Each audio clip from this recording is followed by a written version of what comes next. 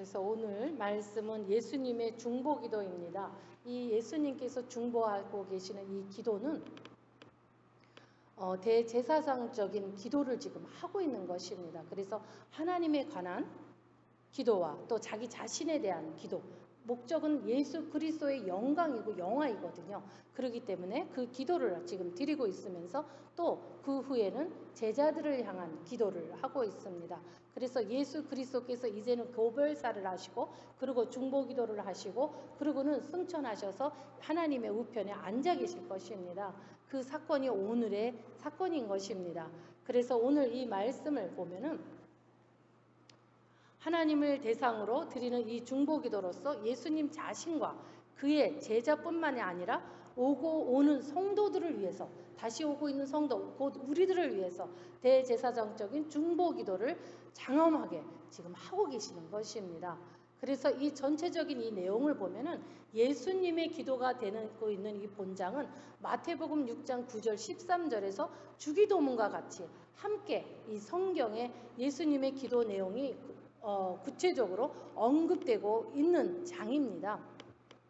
그래서 예수님께서 기도하러 가셨다는 기록은 보면은 종종 나타나지만 이 본장과 같이 공개적으로 또는 기도 내용이 자세히 언급되어 있지는 않습니다. 오직 이 요한복음에만 지금 17장에 나와 있는 것입니다.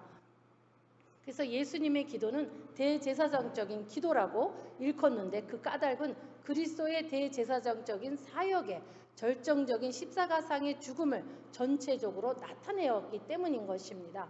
우리는 예수 그님의 그 기도 내용을 자세히 파악하기 위해서는 본장에 수록되어 있는 기도문을 특징들을 여러 측면에서 우리가 한번 보아야 되지 않을까 이런 생각을 합니다. 그래서 우리가 1절에서 5절의 말씀을 한번 보려고 합니다.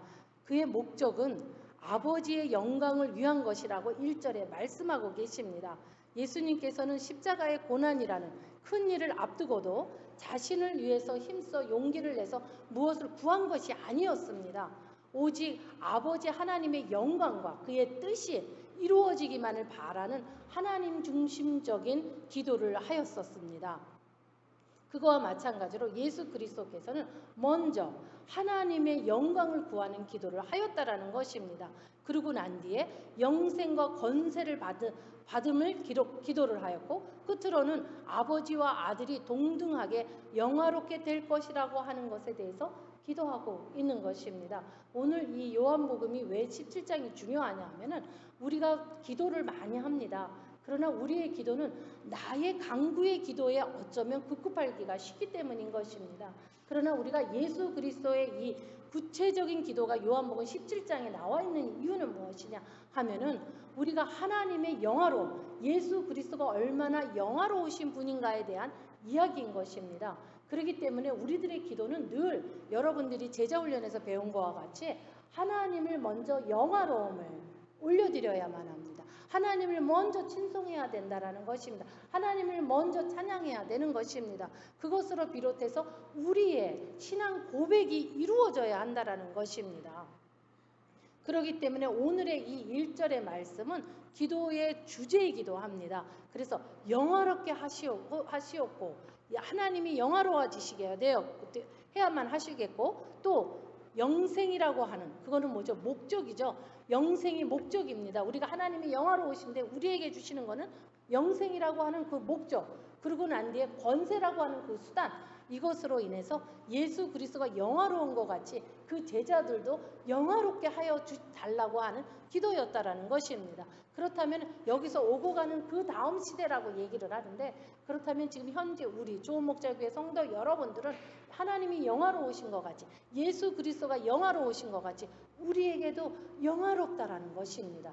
그렇기 때문에 여러분들의 생각이나 마음으로 듣는 모든 소리들이나 이것이 왜곡돼서는 안 된다는 것입니다. 근데 우리는 왜곡되기가 너무나 쉽습니다. 왜냐하면 나의 생각이, 나의 마음밭이, 나의 가지고 있는 마음 자세가, 더 다시 얘기하면 나의 인격이 좋은 생각보다는 나쁜 생각을 많이 하고 있거나 아니면 험한 소리를 입에 담고 이야기를 즐겨이 하는 사람들이라면 어떤 말을 들어도 항상 부정적으로 들을 수밖에 없습니다. 그리고 어떤 이야기를 들어도 그것이 왜곡돼서 들을 수밖에 없는 상황으로 갈 수밖에 없습니다. 근데 이렇게 되는 경우에는 큰일 안 좋은, 하나님이 보시기에는 너무나 안타까운 그러한 사건들이 되고 마는 것입니다. 여러분들, 우리의 마음을 정결하게 해야 하는 이유가 바로 여기에 있습니다. 여러분이 무엇을 생각하십니까? 그 마음은 여러분이 생각하고 있는 것을 담아두는 것이 마음입니다. 그 마음에 예수 그리스도를 생각하십니까? 아니면 정결을 생각하십니까? 아니면 성결을 위해서 여러분들이 생각하십니까? 그것에 따라서 나의 생각과 듣는 마음이 달라지는 것입니다. 상대가 나에게 안 좋은 말을 했다 할지라도 그것을 부정적으로 들으려고 하지 않습니다. 왜냐하면 내 마음밭이 이미 예수 그리스도로 인해서 정화되었고 나에게는 소망과 영화로움 밖에는 나에게 잠재되어 있지 않기 때문에 어떠한 부정적인 이야기가 들어온다 할지라도 그것이 나의 상처가 되거나 헐트가 돼서 이것으로 인해서 괴로워하거나 하는 일이 없다라는 이야기입니다. 그렇기 때문에 이 영화롭게 하옵소서라고 하는 이 기도가 얼마나 중요한 기도라는 것을 여러분들이 아셔야 할 것입니다. 어떻습니까? 여러분들이 신앙생활하면서 공동체에서 아니면 형제 자매들이 이야기하는 말을 왜곡해서 듣는 경우가 있지 않습니까? 아마 경험들이 있었을 것이라고 저는 생각이 듭니다. 근데 그 왜곡된 이 생각으로 인해서 굉장히 큰 파장을 일으킵니다. 분열이라고 하는 파장을 일으킵니다. 먼저 자기 자신이 먼저 이미 영적으로 죽어가고 있다는 것입니다. 왜냐하면 이미 담아서는 안 될 것들을 많이 담았기 때문입니다. 이미 자기 자신을 헐트하고 있습니다. 자기 자신을 학대하고 있다라고도 얘기할 수 있습니다. 그렇게 자기 인격을 학대해 가면서 살아가고 있으면서 내가 크리스찬이라고 하기에는 너무나 하나님께서 마음 아프게 바라보실 것입니다. 왜냐하면 예수 그리스도께서 지상에서 마지막으로 기도하신 이 대제사장적인 이 중보기도가 여러분들에게 또 제자뿐만이 아니라 지금 현재 우리들에게 역사하고 계시는 기도이기 때문인 것입니다. 그렇기 때문에 여러분들은 하나님을 영화롭게 하지 않고는 내 자신이 영화로울 수가 없다라는 것입니다. 그래서 오늘 이 본문이 상당히 여러분들에게 중요한 이야기라고 저는 생각을 하고 있습니다. 여러분들, 영화로우신 하나님을 생각하셔야 합니다. 또 영화로운 그 영화를 받으신 그 예수 그리스도, 왜 영생을 위해서 그 목적을 위해서 십자가에서 순종하고 해야만 했었던 그 예수 그리스도, 예수님이 왜 영화롭습니까? 십자가에서 피 흘리고 죽으시는 그리고 부활하시는 그 순종을 행하셨기 때문에 영화로우신 것입니다.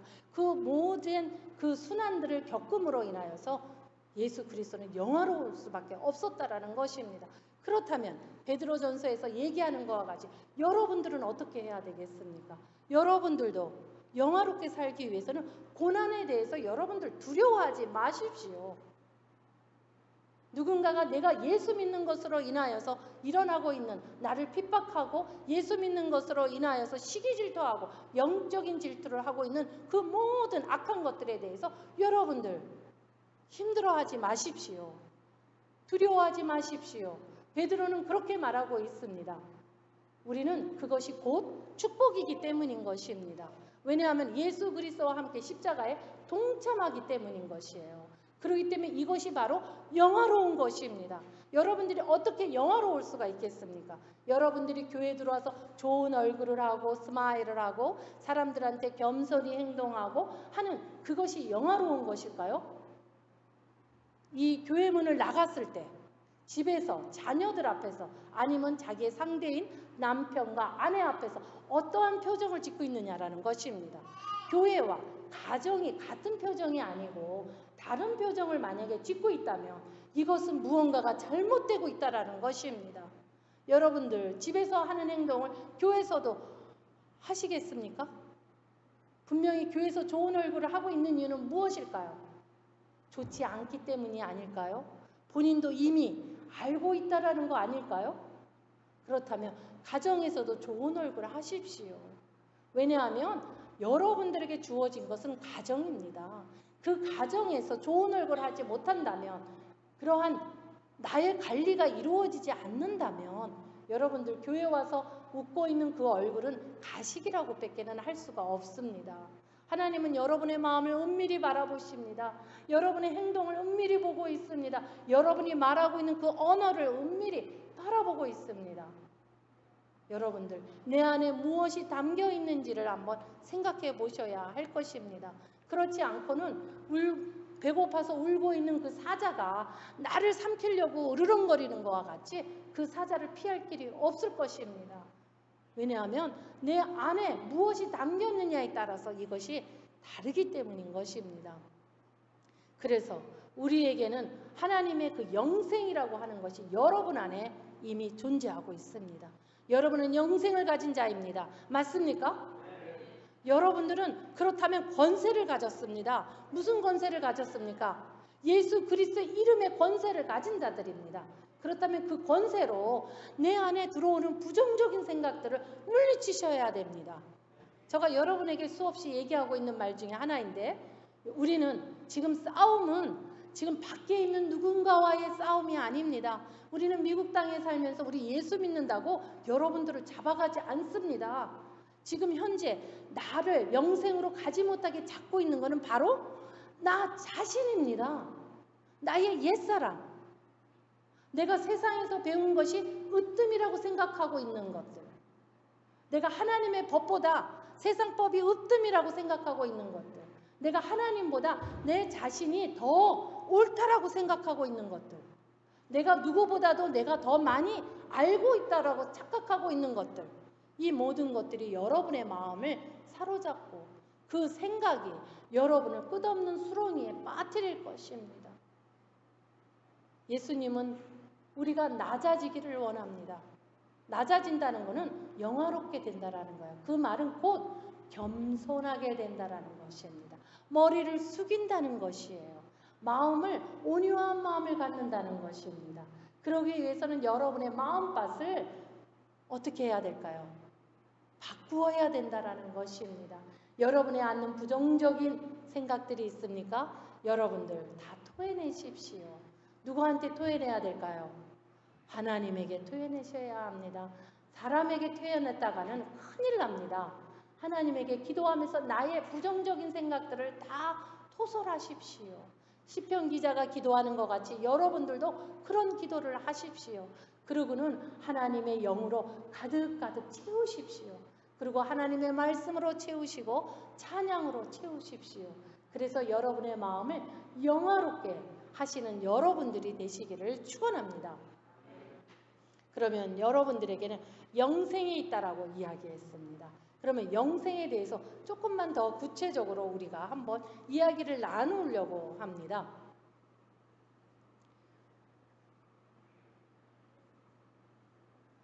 이 영생이라고 하는 것은 신적인 은사로서 생명과 영생이 같은 의미로 사용된다라고 말하고 있습니다.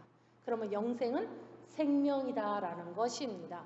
그래서 이 요한은 말하기를 영생에 대해 정의를 내리지 않았습니다. 왜냐하면은 이 영생의 정의보다는 영생을 얻는 조건을 진술하기를 더 원했기 때문이라고 학자들은 말하고 있습니다. 우리는 영생을 가졌다라는 것보다 영생을 얻는 조건에 대해서 이야기를 더 많이 이야기하고 있다라는 것입니다. 그래서 요한에 의하면 영생은 단지 인간의 존재의 끊임없는 지속이 아니라 하나님과의 연합, 그리고 그리스도를 닮음을 통한 하나님을 위한 인간의 존재 목표의 실현이라고 이야기하고 있는 것입니다. 그래서 우리는 영생은 단지 존재가 끝없이 지속된다라는, 우리가 영원히 있다라고 하는 것이 아니라 하나님과의 연합, 또 그리스도를 닮아감, 이것을 영생이라고 말한다는 것입니다. 어떻습니까, 여러분? 이 영생의 이 정의가 우리가 알고 있는 영생과 같습니까? 우리는 영원한 생명을 가졌습니다. 맞습니다. 근데 왜 영원한 생명을 가졌느냐 하면 하나님과 연합했기 때문인 것입니다. 예수 그리스도를 닮았기 때문인 것입니다.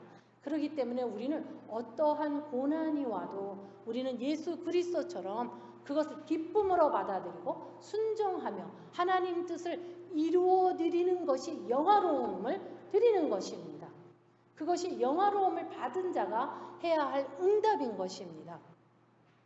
그래서 이러한 의미에서 예수님을 뭐라고 또 표현하느냐 하면은 생명의 떡이다 라고도 말합니다. 생명의 빛이라고도 말합니다.